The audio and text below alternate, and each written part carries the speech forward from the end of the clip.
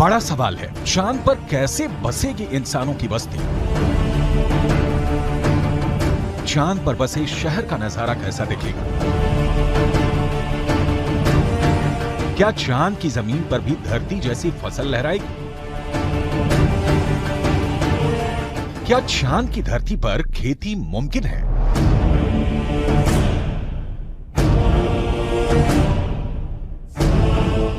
विज्ञान कहता है कि चांद पर अभी इंसानों के रहने लायक वातावरण नहीं है, लेकिन नासा का कहना है कि आने वाले वक्त में चंद्रमा की धरती को रहने लायक बनाया जा सकता है।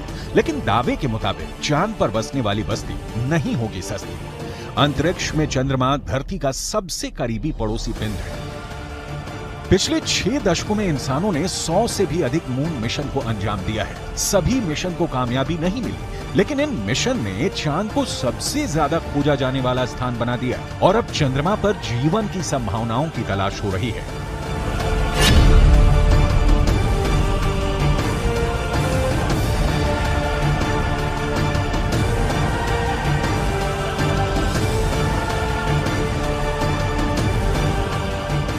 अभी तक चंद्रमा से जुड़ी कई हैरान कर देने वाली जानकारियां सामने आई हैं। दावा किया जाता है कि चंद्रमा की मिट्टी में कई तरह के खनिज हैं। चांद की सतह पर पानी होने के भी सबूत मिल चुके हैं। वैज्ञानिकों का मानना है कि चांद पर जीवन के सबूत भी मिल सकते हैं। संभावना जताई जा रही है कि भविष्य में चंद्रमा पर मानव बस्ती बसाने का सपना पूरा हो सकता है, लेकिन ये काम इतना भी आसान नहीं है। चंद्रमा पर इंसान के कदम भले ही साल 1969 में पड़ गए हों,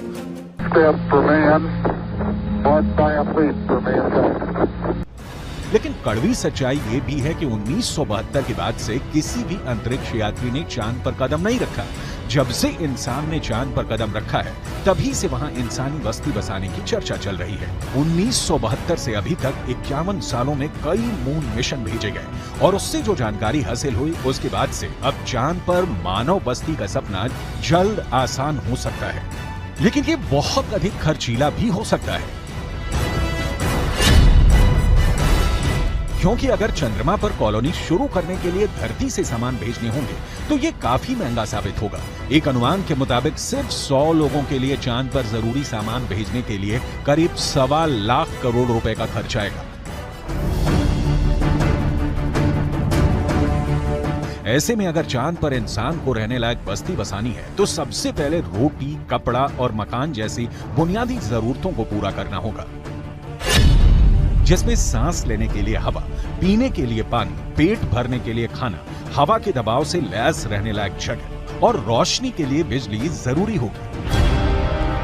दावा है कि इनमें से ज्यादातर जरूरतों को चांद से ही पूरा किया जा सकता है। चंद्रयान 1 की मदद से चांद पर पानी होने की पुष्टि हो चुकी है। पानी की खोज के बाद इसरो अब चांद पर जमी बर्फ का विश्लेषण करने में जुटा है। चांद की सतह की बनावट को समझने में लगा है। नासा के मुताबिक चांद के दक्षिणी ध्रुव पर बर्फ है। बर्फ के साथ साथ वहां दूसरे प्राकृतिक संसाधन भी हो सकते हैं। साल 1998 में नासा ने मून मिशन के तहत ये बताया था कि दक्षिणी ध्रुव पर हाइड्रोजन है। नासा का दावा है कि अधिक मात्रा में हाइड्रोजन होने की वजह से वहां बर्फ होने की संभावना है। इसके अलावा चांद के दक्षिणी ध्रुव पर बड़े बड़े पहाड़ और कई गड्ढे हैं। ज्यादातर गड्ढे ऐसे हैं जहां अरबों साल से अंधेरा है।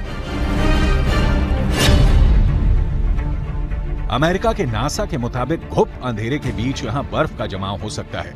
अंदाजा ये भी है कि चांद के दक्षिणी ध्रुव पर अरबों सालों से पानी बर्फ के रूप में जमा हो सकता है। अगर चंद्रयान 3 का लैंडर और रोवर चांद पर बर्फ की मौजूदगी की पुष्टि कर देते हैं तो वहां मानव बस्ती बसाने की संभावना और बढ़ जाएगी। हालांकि इससे पहले भी चंद्रमा की सतह पर पानी होने के संकेत मिले थे। चांद के छाया में रहने वाले हिस्से में पानी के होने के संकेत मिल चुके हैं। वैज्ञानिकों को चांद के उस हिस्से में पानी होने के साक्ष्य भी मिले हैं जहां सूर्य का सीधा प्रकाश पड़ता है। ऐसे में अगर चंद्रयान 3 चांद के दक्षिणी ध्रुव पर पर्याप्त बर्फ होने की पुष्टि कर देता है तो चांद की सतह पर मौजूद बर्फीले पानी से इंसानों की बस्ती और चंद्रमा पर अर्थव्यवस्था के लिए आधार को तैयार करने में मददगार साबित हो सकती है। आइए रसायन विज्ञान की भाषा में समझ लेते हैं कि ये कैसे मुमकिन हो सकता है। रसायन विज्ञान में बर्फीले पानी का रासायनिक सूत्र होता है H2O।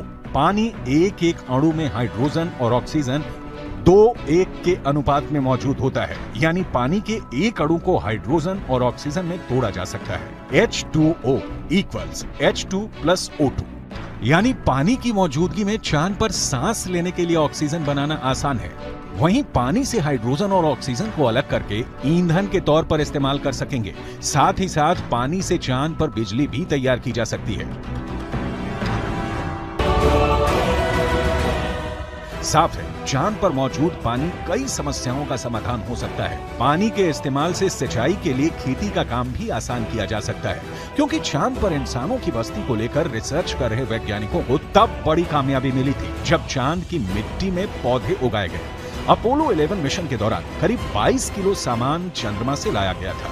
इसमें तकरीबन 50 चांद के चट्टानों के टुकड़े और चांद की मिट्टी शामिल थी। शोधकर्ताओं को इस बात का बिल्कुल भी अंदाजा नहीं था कि चांद की धूल भरी मिट्टी में कुछ उग भी सकता है या नहीं। उन्होंने इसे एक प्रयोग के तौर पर लिया कि अगर अगली पीढ़ी में कोई चांद पर जाता है तो वहां पर कुछ उगा सकता है।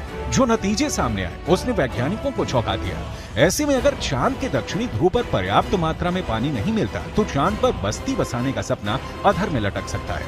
यानी चांद पर सस्ती बस्ती बसाने में चंद्रयान 3 बहुत बड़ा रोल निभाने वाला है, जिसकी शुरुआत चंद्रमा के दक्षिणी ध्रुव पर भारत के धमाकेदार दस्तक के साथ हो चुकी है।